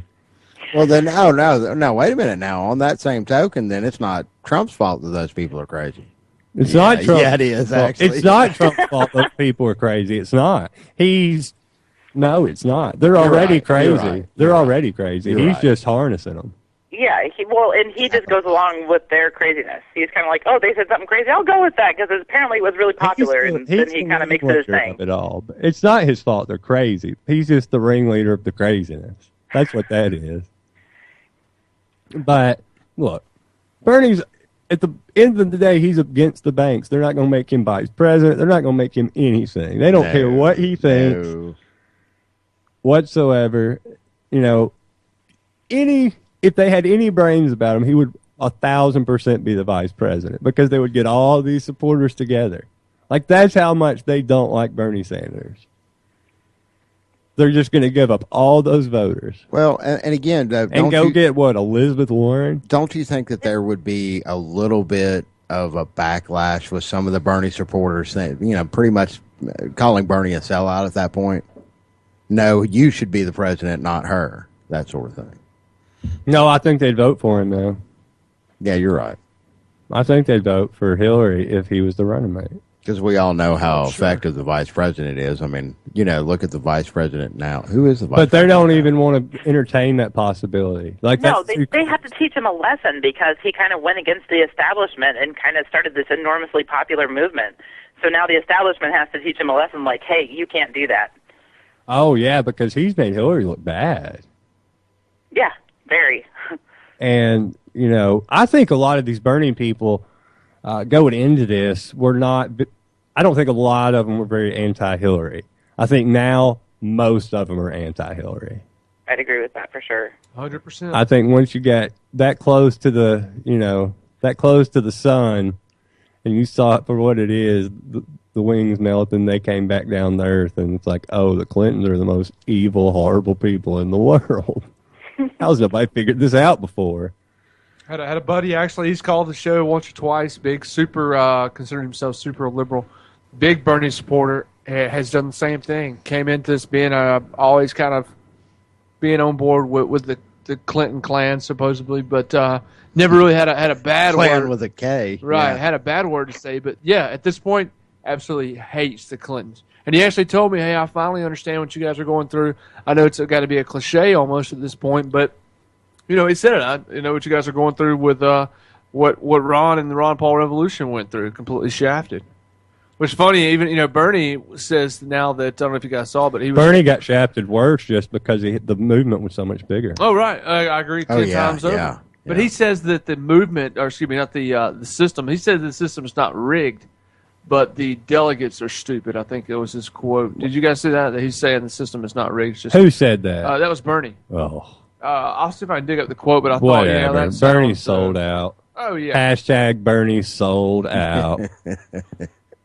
I wonder what they ate at the White House. Because surely you don't get invited to the White House and not eat a meal there. It's really about to be weekend at Bernie's because that's what he's going to be. I mean, he's going to be a puppet. They will out there to try to get some of his votes for her. Isn't that like standard issue though? If you get invited to the White House, there's got to be some food involved. Crow. Yeah, yeah. But well done, well played, sir. But madam. Yeah, I don't know. Bernie's gonna sell out. It's gonna happen. You know, for all his supporters' sake, maybe it won't. But I don't care. You're so silly tonight. Yeah. Well, they got to do something. They've got to harness their energy in some direction. Don't anybody ever tell you that you have no empathy? You have got it, my man. That obviously shows that you care first primarily about the concern of the feelings of the Bernie supporters. You know who's got empathy? D. Oh, man. Anyway, so we got that, and we're, whatever's going on with the other two circus clowns with Trump and her. I'm on my third cup of coffee. I can taste colors. That's all right. But, yeah, as far as the election goes, I really, that's enough for the election. If you want to hear about the election, turn on anything else at any other time. Google it. Yeah. Google it. I'm sure you'll find it. No, it's not Google. There's a crawler going across it, I'm sure. Here's the Brexit. That, to me, is really interesting on some level, and then on some level, it's just like, what's the point of even paying attention to this? Because I know exactly how this is going to wind up. Right. Nope. Nope, you will not be doing that. Thanks for playing. Try again another day. So I don't know why I'm interested in it, because I know exactly how it's going to end. If it does, though, can you imagine? I mean, Oh, there's no way they're going to let it. Look. Oh, I know. But that'd be huge. Oh, yeah. It'd be great. That would be huge. That would be great. But, again, I don't see that. Like, think about how sad this is that we've come to this point where it's almost pointless to talk about some of these things because they're so expected and so scripted in a way that what's the point in even debating when you know what the outcome's going to be? Oh yeah, I'm not convinced Scotland didn't win their election to break away and get independence. I'm not convinced of that. Yeah. No, maybe it was a clean election. But yeah, they pulled the same stuff. Oh, if you break away, this is what's going to happen. There's just going to be war. Everything, every terrible thing that could happen is going to happen. There's there's an area in Spain. Uh-huh. What's the area? There's an area in Spain, not Catalina. I forget what the name of it is, but they're trying to secede also, then break away from Spain's main body, and they're being told, of course, the same thing. That's what they're always told. You're going to collapse yourself. You can't support yourself. It's going to. And, Well, they told that to Iceland, too, when they were in debates of what they were going to do with everybody and the bailout. Well, they told that to the Confederate States of America, and you look what happened. That's what I was thinking when I was first opening my mouth. I am a real American. What happened? I'm an American citizen. Thank you very much. Okay. I have a passport and everything. But anyways, they told Iceland, if you do this, everything's going to fall apart. And it didn't. It didn't fall apart. I think you have to remember no country's perfect. But, Iceland's doing better than most. They rewrote their constitution on Facebook. Nah, not on Facebook. I kid. But no, they did rewrite. They did rewrite their constitution online. A Twitter constitution. Yeah. They rewrote it online, to my understanding, and had it's 138 characters. Had people voice their opinion. I think Sanjay Gupta had a part in it. He tweeted about helping. I think that's who it was. But interesting that the way they actually, I guess, came about doing it. But it was a true populist movement. And there are some problems and there are some issues going forward. I mean, we tend to paint the picture as completely rosy, and it's not. But they did do some things right with trying the bankers, and they didn't just use government employees to try the bakers and stuff. They actually kind of took community polls and got citizens to be the ones in charge of the investigations and such, and it actually turned out really well. So you would think that would give faith, a lot more potential faith to the to the citizenry there. If they actually had a hand in. See, this is why they judging can't. this. This is why they can't allow it, because there's support starting to spread now through the EU countries on the continent itself. Oh, of course. That was the And one of the so now plans. everybody's starting to be like, wait, what? We can leave? I didn't know we could leave. So, if the UK left, it would be a domino effect. They're never going to let that happen. So they're going to nip this in the bud here. Would love to see it, though. It'll be close. I think they'll make it look like a close election. But I don't understand who would vote to stay. What do you see in staying? Well, a lot of people a lot of people have lost that, I hate to say it, but lost any of don't take this wrong, but lost any attachment to any idea that they don't belong as a block. I don't think a lot of them see themselves, and I could be completely wrong. A lot of them have strong ties to what they see as the country, as the whole group of people. Very nationalistic, is what you're saying. Basically, yeah. But it's very politicized too. I mean, there are all sorts of different controversies going on each side of that. I mean, it's not as simple as just are they leaving or not. I mean, there's all sorts of other issues going on But just like our elections, it almost seems like a lot of that's theater. Oh, and it is. I mean, they're more theater than we are, I think, in the UK. I mean, last time I checked, I hadn't seen any stories about any U.S. politicians having sex with a pig. No, that's true.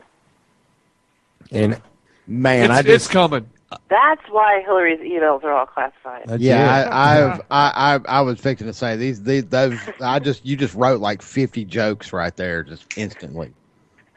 But anyways, then you got the MPs. We'll cover that in another You got episode. the MPs over there, too, that are like always getting caught with like hookers doing blow in hotel rooms and stuff. No, man, that's just normal American behavior. It's on the cover of the Sun. That's just some boys being rowdy. We can give that a pass. Yeah. Oh, I want to... Roll Tide. I want to throw a quick shout out here real quick. I got a package in the mail today from some friends of mine in the UK, a band called the Dead Reds. Their new album is out. It's called Renegade Genesis, and it's a really good album. Word. Yeah. How'd you meet these guys? Via Start Join and Max Kaiser. Come again? Max I know Max Kaiser. Kaiser, right?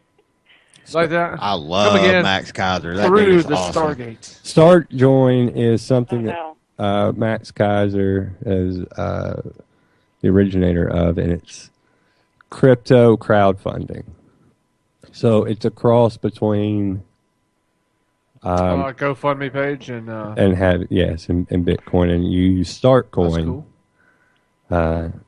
And I've actually helped raise money one time for a shelter, is a charity in the UK that helps find people houses. We did a thing with Mr. International. Well, not really. It wasn't. Taking it to the street. It's not all of that. It's not anything like that. But we raised money to. It really had nothing to do with me. That's why, like, if I did anything, then I'd be like, oh, I didn't, But I didn't. I just, I respect your modesty, man, but you're a noble, fine fella. Y'all hear that? That is modesty to the Don't teeth. make his head any bigger than it already is. He probably built that house himself. But and this is the sign of Anyway. a gentleman. Anyway. So yeah, Renegade Genesis, Dead Reds. Check it out.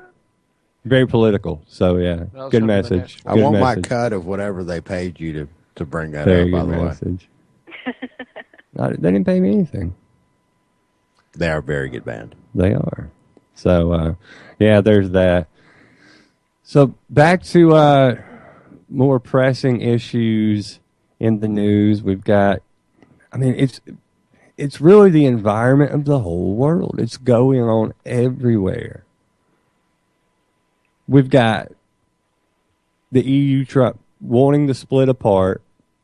We've got the Republican Party and the Democratic parties both looking like they could split apart at times during the election. Oh. I know.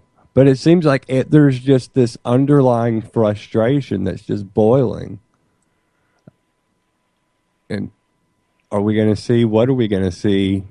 Where's it going to go? Hopefully, the conventions are going to be interesting. Especially with Province of Rage planning on showing up and shutting the show down for that. That's going to get loud. That. What? Dude, that's going to get loud. That is so ridiculous. Of all the respect these guys have earned through the years for fighting for back, and I don't know how much. No, I'm fine with them doing it. I'm fine with them for doing Hillary? it. No, I'm talking about they're coming out and they're giving their support to Hillary. They're backing Hillary. They are not. Yes, they are. They are not. No, they are Please not. tell me that what I have seen that I'm. That's not true. Wrong. That's not true. Okay, I'll have to. I hope that I'm wrong. That's way wrong. You are wrong. I know you're wrong. Yeah, that's Let me ask incorrect. Have you seen anything to the contrary, or you want me to bring? I just know better. Carry on about. I would too. I did too. Kevin is researching now. I did too. Okay, they're playing the RNC. That's no shock. You still going, Claire? I can't. Well, I don't think I can go to the RNC, but I might be able to go to the DNC, which could equally be interesting at this point. So, depending. You think the Bernie supporters will show out at the convention and try to get him on anyway? At this point in the game, it's anybody's guess. I mean, anything could really happen. This has been so controversial and so usurped by Hillary that if I were of the supporting a politician vein, then I might be upset enough to go and show up and protest, and I don't know. Are you going to? If I go, it would be to observe. I don't, whatever, but... Yeah, you're just like, whatever.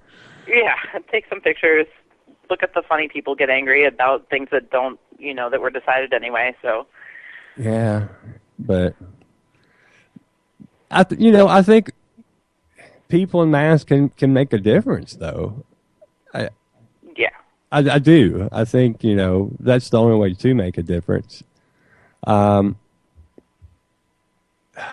see what happens. I don't know. I'm curious to see if Bernie's people overtakes the convention.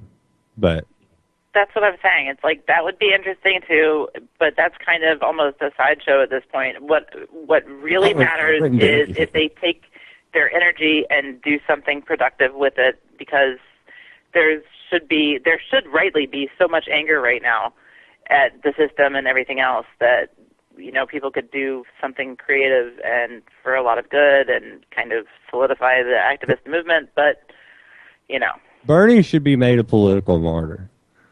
Because even if you disagree with Bernie's politics, Bernie Sanders was just screwed out of getting the Democratic nomination. On a much larger scale than Ron Paul was. Much. Oh, yeah. Much. I mean, he's all the way down to the very end. I believe Bernie Sanders would have won the nomination if it was done all fair and square without coin tosses and everything else. And polls closing. Yeah. Voters drop from the rolls. Yeah, I agree.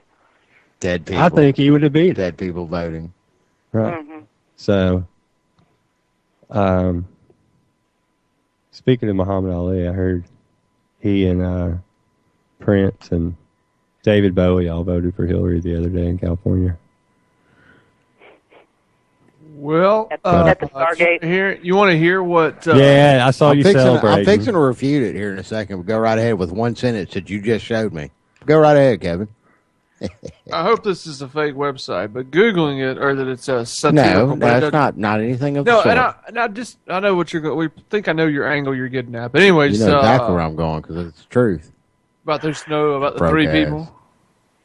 Oh, I'm looking at the page, and all of a sudden, Okay, Yeah, but never nobody mind. else I'm can done see what now. you're I'm done doing, with so this. Yeah, I'm done with this. I'm going to go ahead and shut this there you down. go. There we go. I'm sorry. No, you'd seen what I was doing.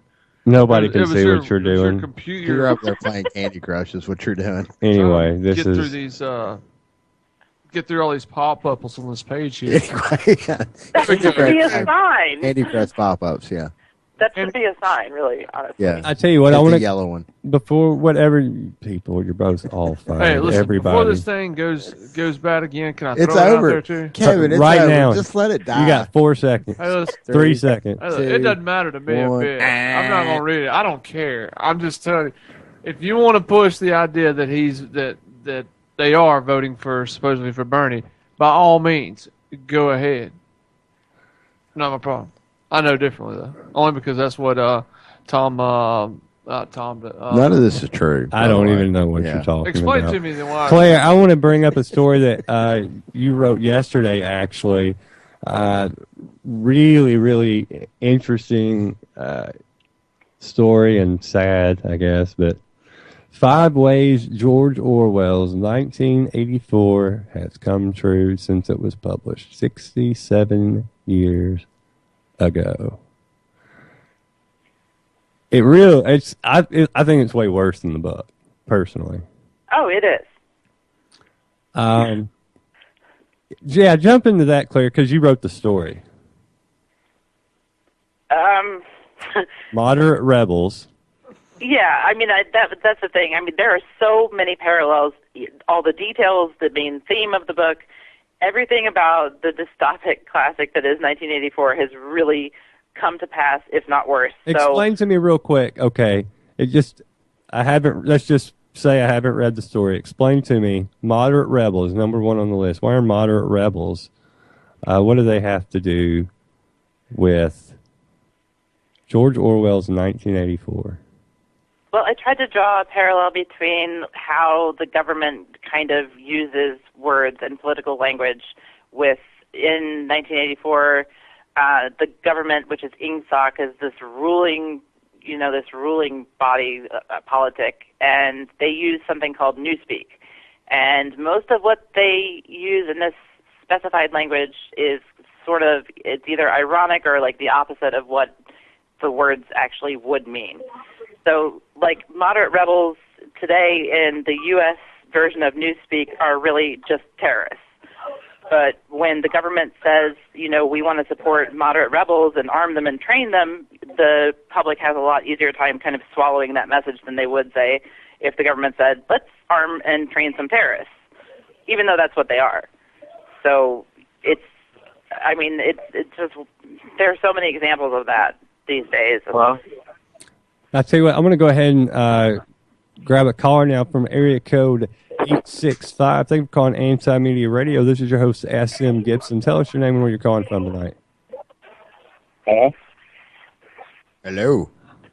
Yeah, yes, I'm calling from Charlotte, North Carolina. I have some thoughts about everything that's going on. I think that is absolutely crazy how the media just basically doesn't care about anything that's going on. They keep on putting these issues up. Like bathrooms and who gets to use what bathroom and gorillas that get shot at the zoo and things of that nature. Yeah, things like, not only all things like that. It does have some sort of significant importance if you're in the local area to where it actually happened. But for it to make national news, be the number 1 source of See, I agree with that. Look how many people tuned in, though. Look how many people took up, paid it's attention with everything. to it. Yeah. People get sucked honest, into that kind of stuff. Matters that should be, the election, to be honest, I think is a big joke. We are stuck with basically, do you want this devil or do you want this devil? There's no, well, in my eyes, it doesn't really matter anymore. It's like, I'm not saying that hope is lost, but still, this country is just being ran down it's just being ran down. It's definitely not what it used to be, that I even remember. I agree. It doesn't seem that way. And,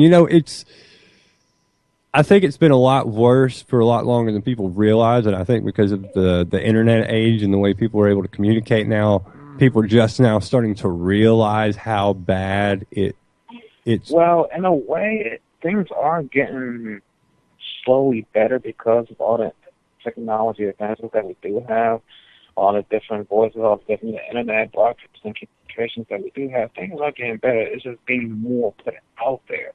I mean, there's always been race issues. There have always been issues in the world, but now that they're being brought about, and now that it's being known, things are steadily getting better. But the way that the media, I swear to God, just last week, I switched from 6 different news channels. Every single one in a row, and it was a shooting, and a killing. The media wants everybody to be in a negative mindset because they all want them all to be in a state of fear. And anytime people are in a state of fear, you have more control. You get more control. You can get your agenda across more openly and rapidly to a wide majority of people.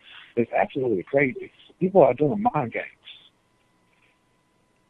Oh, I think Donald Trump's doing it. I think Donald Trump's playing mind games with people. I think. Oh, he's a born natural, so it seems. I don't think we talk about that on here a lot. I don't think what he's doing is just random nonsense. I think he knows what he's saying to get in people's heads. Well, and he followed. Donald Trump, he knows exactly what he's doing. He's a very smart man. He's very business savvy.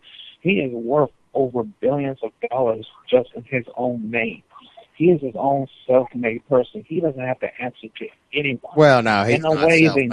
Yes. He had quite a bit of a push to get started. He wasn't born into humble beginnings like you or I. We know what you're saying, though, man. We know exactly what you. But a lot of, I will say this though, a lot of people have been, whatever it was, $1 million that he was supposedly given, whatever, even if it was $10 million. Turning lots of people get $10 million. Not lots of people get $10 billion. Right. The company now is like he has been successful at multiplying his fortune. Yeah, $10 million is changing his couch. Right. Yeah. Well, things will always. I mean, this is America, and this is the horizontal world. This is a very different society that we live in. But things can be done. I mean, things can be changed. I mean, it's going to be slow change, but the individual person, by each person, things can really be worked out. I mean, as people can, they still can't make a difference, especially in the age that we live in. I think you just nailed it on the head. Thank you so much for calling in tonight. I'm going to go ahead and go to area code 561 now. Thank you for calling Anti-Media Radio. This is your host, SM Gibson. Tell us your name and where you're calling from tonight. No. Hello. I will not. Yeah, we will not be doing that then. So, great call, by the way, we just had from North Carolina talking about how fear controls everybody. And we have to get out of that. Like, I know I go on about that phrase and, he brought it up, so here we go. But people really do allow fear to control them. They have to get out of this mindset that they are willing and allowing to allow their government to go kill people because their government scares them. Fear, fear, fear. They're coming to get you. They're coming to get you. And then when you have refugees fleeing countries, and these countries they're running out of body bags in hospitals because of violence that we help perpetrate to begin with. We help start the situation. And then our country's like, no, get away. We don't need you. We don't want you here. And the reason why, and I understand that a lot of people perceive that as, oh, it's hate. And with some people, it is racist and hate. But I think with the majority of people, I don't think everybody's like, oh, these refugees. I think it's fear. People that's all any of it is. They allow fear to control their decision making. And they say, oh, no, we can't have this. think about it, though, fear is like one of the most basic human instincts there is. I mean, it is the survival instinct is fear. It's fight or flight. Right. And instead of being able, that's why it's so easy to manipulate people, because you're talking to them on a base level. You're threatening what feels to them like their very existence, even when it's just completely and utterly not true at all.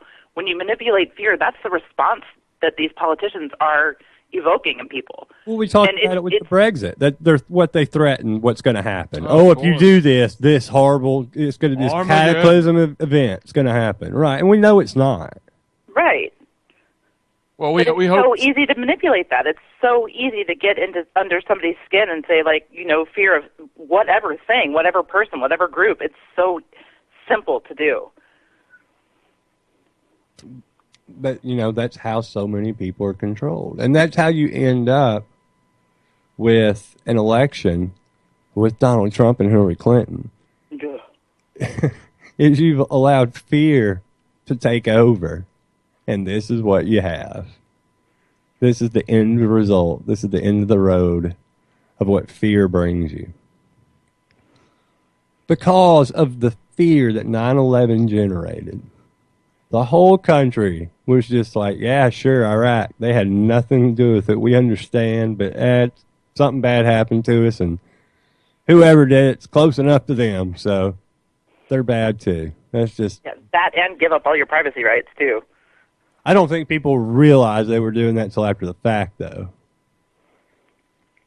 Congress obviously knew what was happening, but I don't think the American people was aware of the extent that it would go. Because think about Snowden. There were people that were shocked at that many years later. That was. Yeah, but it's a little bit of compromise. No, it's a little bit of compromise. They were spying on us. Right. That's what I'm saying. Like, there were people shocked that they were spying on us to that level. I'm sorry, Claire. I didn't mean to interrupt you by prompting my boy's question. You mind repeating that again? Who? You, Claire. Miss. I'm just... When you're talking about fear, I mean, people were willing to compromise just even a little bit on, no, most people did not realize the extent of what the surveillance program was. But when they're willing to give up a little bit here and there of privacy rights or say, okay, you're going to make me secure, people have to realize that if you give an inch, the government's going to take like 50 miles. So, and the Patriot Act was not just an inch. I mean, that was 50 miles in and of itself. Right. And then they just took everything else after it. Because everything that happens, terrorism, so we have to do this.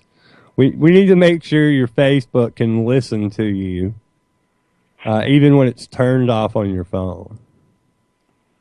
Have you seen the thing going around where they do they talk into it and they get the advertisements to pull up? We've talked about this before. There's somebody actually that's tested the theory and it's worked. Yeah, really? I actually discovered it on accident. We talked about it. Yeah, I think we all have. It happened with a couple of my friends and I too, where it freaked me out too because I talked about it ahead of time, and then I saw it happen. I was like, wow,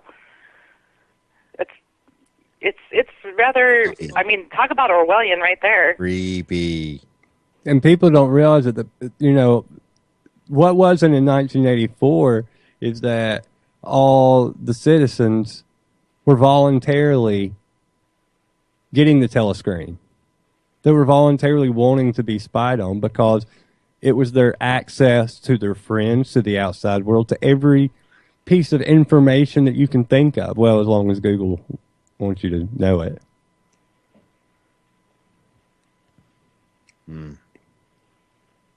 So, Google. Yeah. Facebook. That's a whole nother conversation in and of itself. Yeah. Helping Hillary out. How about that one? Did you hear that? Yeah. I'm sure they did it for free out of the goodness of their hearts. Oh, I'm sure. I'm sure they did. For considerations to be named later. Bernie got screwed. He really did. Yeah, he did. Do you think anything will come of our voting system, of the electoral system. Do you think anything will change? No, not as long as we allow it. No, it won't. See, that's what the Bernie people should be mad about. That's what they should go after, is the voting stuff. Well, we should actually all be mad about it, whether we're Bernie supporters or not. You're right, but that's where they should channel their energy, because they've got a lot of energy. Not everybody has that, but they do. Now, those Trump supporters are pretty energetic now. Well, yeah, I guess they are. There's something. All lives matter.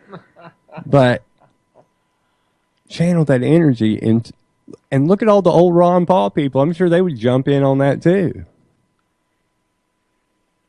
Because that's what needs changing in this country. Because even if there is a candidate that people want, because they hate the other candidate so bad, there's nothing you can do. No dank meme will help you now. Nope. There is no dank meme that's going to get him. Memes are going to bring you to justice. That's it. The Bernie supporters thought the memes would put him in the White House. Nope.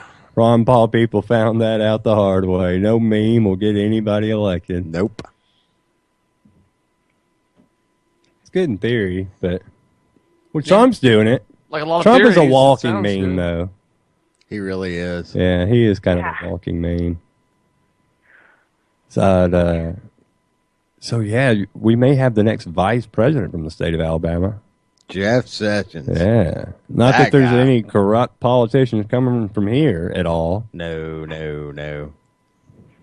Pure as the driven snow. Mm-hmm.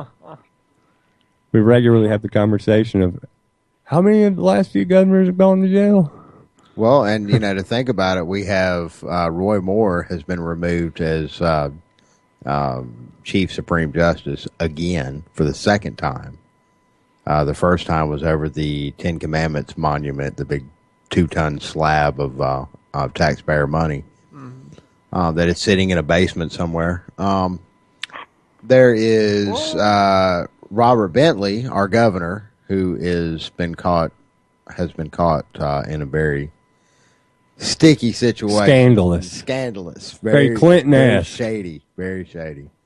With a former news reporter from here in Birmingham who became his political advisor, and now we found out, until she's just been recently removed from her post, was pretty much running the state of Alabama. And there were some saucy messages. Which that can only mean that there was saucy behavior to go with those saucy messages. There's no way to misconstrue what was said in those messages, and anybody can go check out YouTube, Google it. You can find them. And this is the governor of Alabama, by the way, we're talking about. Who is the living embodiment of Montgomery Burns from The Simpsons. He is, a repulsive-looking old man. He's like what, like in his 70s? Late 60s, early 70s, or something like that? He's an age. So, yeah, all of this is going on, and now we also have our Speaker of the House of Representatives here in Alabama, Mike Hubbard, is currently on trial, which has kind of the reason that we know about the whole Robert Bentley thing. And 2 governors ago is in prison right now. The former mayor of Birmingham is in jail. It's just a very corrupt state. I hope he gets out and runs for governor. Him and Charles Barkley. Charles Barkley. That used to be a rumor in the state for years. And until we got caught with the prostitute, it kind of went away. The rumor that he was going to run for governor? Barkley used to float that idea out all the time. Right. Like Trump did. Except Trump finally pulled the trigger, but I still think Barkley could do it. I do too. I think he could. Why not? The Charles Barkley. The Charles Barkley. Yeah, he's from right down the road from us. Yeah. I'm really trying not to laugh. I bumped into him at a gas station one day, and dude, he is huge. You know we're the same height. He's not as tall as you think. I'm sure that's what everybody cares about. But yeah, Charles Barkley, governor of Alabama. That's a very interesting thought. I would do it. I'd be. Why so not? Why not? Look, seriously, how many governors we had go to jail? Why not? Yeah. Who cares? He's funny on whatever NBA thing he hosts. He's just funny in general. Yeah, I'm sure it'll be funny. He always gives a great interview. It'll be entertaining. Yeah. I'm sure he'll screw up a lot of stuff. But the other people will too, and they won't be that funny. This is Alabama, though. That's kind of the bar, you know? Right. Like, he will screw something up, I know. But whoever else they get will. That's how we should view politicians. They're all going to screw it up. Let's just vote for the most entertaining. They really are. I mean, couldn't we just vote in a trained zebra or something? Wouldn't it probably do a better job? Well, we're really about to vote. Well, we aren't, but the country is about to vote for Donald Trump to become president. So we're pretty much there. Now, we could actually... Like, you realize that he took a break from making his television show The Apprentice so he could just go become president? I got to go do this president thing first. Right. He took a break from his TV show to go become president. Is this real life? Oh, it is real life. So, train zebra. No. I think we need to use a gorilla. I mean, come on, gorillas are hot right now. They are. Yeah. Okay, when they do his inauguration, are they going to say, like when they announce him, are they going to go, ladies and gentlemen, the next president of the United States and WWE Hall of Famer, Donald Trump? Yes. And host of The Apprentice. Yeah, and host of The Apprentice. And author of The Art of the Deal. Which is his greatest accomplishment at this point. The Hall of Fame. Yeah. Easily. Yeah. He's not a wrestler. He was got good on the mic. I just started to feel a little sick. That's it. So, and he's using all the people laugh. He's using all the same tactics to become president of the United States. Quick question: is Hillary Clinton a WWE Hall of Famer? Nope. No, she's there not. is nope. The choice is clear. Bernie could have done it. Yeah, because he got the crowds. Hillary doesn't get crowds like that. Nobody likes her. No. Hillary doesn't have any fans. They're just all like pretend number bots. I'm serious. I've met one single Hillary Clinton supporter in the entire election season.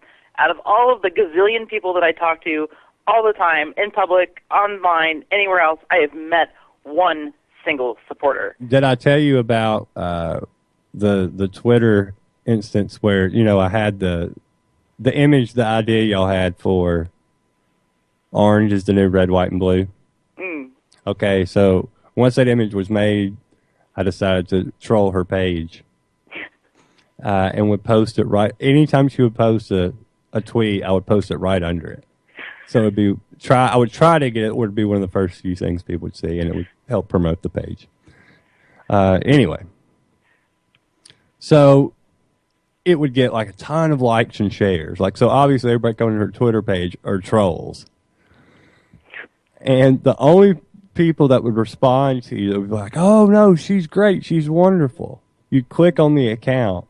It would either be, there wouldn't be a picture, it'd be like some really like super hot girl or something. And you'd click on it and it would be like followed by one person and like 2 followers. Like it'd be fake accounts or bot accounts. And they'd go through and they're just going through the comments, posting kind of different versions of the same thing, responding to people. And it was like bots for Hillary.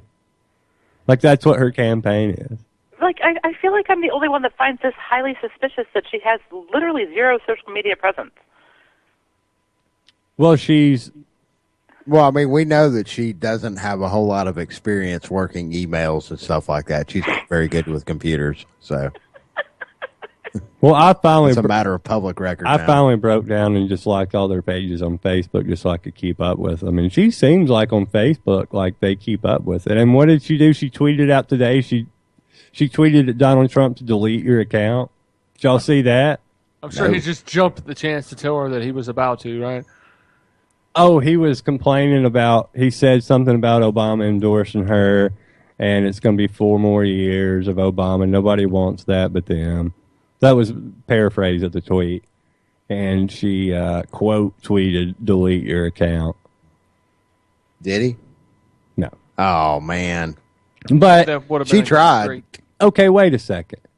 In all honesty, I'm asking a sincere question here. If you're on Hillary Clinton's campaign staff, who said, I have a great idea. We're going to do something to do something fun and to show you're tough and you're cool and you're hip. And it's going to involve the word delete. Delete or delete? Like a French leak. So who thought of that idea? So she just started laughing and said, "Oh, that's brilliant. Go ahead and go forth with that." Right. Yeah. We need to go ahead and associate you with the word delete some more. Right, exactly. We need to remind everybody, just in case they forgot, you deleted a whole bunch of emails. That might have been a decision that came from the top, you know. Somebody had to have caught that, but they didn't. No, they really didn't. They didn't catch it. They just let it happen. And somebody thought that was a good idea. I don't think they wanted her to win. Like, I think that was a thought out. And then, okay, the other night when she was talking and she said, when she hears the phrase, "Make America Great Again," it makes me feel like, or what she goes, it's code for take America backwards. That's another mistake. Because why in the world, if you're a Clinton, do you want to say anything about going backwards? You're a Clinton. Your husband was president for 8 years. That's called going backwards. I don't know. I think you're reading a little bit too far into this. The delete thing I agree with. I'm not sure about the second part, but the delete thing I agree with. That was something I noticed right away. I was like, really? Yeah, no, that was stupid. I think it was a bitter staffer. I think some bitter staffer who was feeling kind of snide decided to help that one along. Somebody had to know that was not the thing to do. Because all that's going to do is just create trolls, which is apparently all that's following her on Twitter anyway, that and her fake bot accounts. Her own troll army. Yeah. Yeah, but they're not real. No. It's probably just like some computer or so the people that actually troll her accounts are actually paid for by Hillary. She's controlling the whole matrix over there. God, that's terrifying. Do you think she knows? I mean, I think she's arrogant enough. I think she's delusional. I think the people around her know this is not going well. And this is not going to go well. She's got other stuff to worry about. Yes, she does. The FBI is approaching her doorstep. Yeah, so what if she gets indicted and then Trump, gets indicted or whatever, has to pay out all the money or goes to jail or something over his thing? So then we have no candidate? That's a lawsuit. Trump's not going to... You hear that, Bernie? You hear that, Bernie supporters? You guys. I thought they were talking about criminal charges. I heard they were talking about criminal charges. Nothing's going to happen with that. I don't think so. Maybe I'm just wishful thinking over here. Yeah. Both of them go away. I don't think that's going to happen. But Hillary's, who knows what's going to happen. I used to think it never would, but I just don't think they've got much longer to survive on their golden train of get away with it. Where does Sarah Palin fit in all this? She doesn't. Oh, man. I miss her. There was a couple jokes in there, too, wasn't there? Yeah, a couple. But I miss her. We've only got just a few minutes here left on Anti-Media Radio tonight. I want to remind everybody to listen to us live every Tuesday and Thursday at 10 p.m. Eastern and 7 p.m. Pacific. And catch all of our replays on YouTube. And Nick Burnaby is on Monday and Wednesdays at an hour later. And they do the hour-long show, which we used to do. Now we do 2 hours. But theirs is at 11 p.m. Eastern and 8 p.m. Pacific. And their replays are also on YouTube. And Levon, Friday night, same thing. Any parting words last minute here? I'm glad to have you back, Kevin. In the MF bed, dog. You look tan and rested. You have no idea. Man, Yeah. I'm going to show you something. Oh, I do. I just came back from vacation. Will you see my back in a second? I look reptilian. I'm going to slap you on Oh, gee. Oh, no. Here we go. Stargazers and reptilians. You keep your shirt on in my house. What was it again? I don't know. Stargate. Stargate, yeah. Yeah. Y'all look out for the Stargate. Well, see one on the way home. Drive through there. glad to have you back, Kevin. Thank you, man. Appreciate that. For Shannon, for Claire, thanks. You don't speak for me. I speak for myself. Anti-Media Radio, I am S.M. Gibson.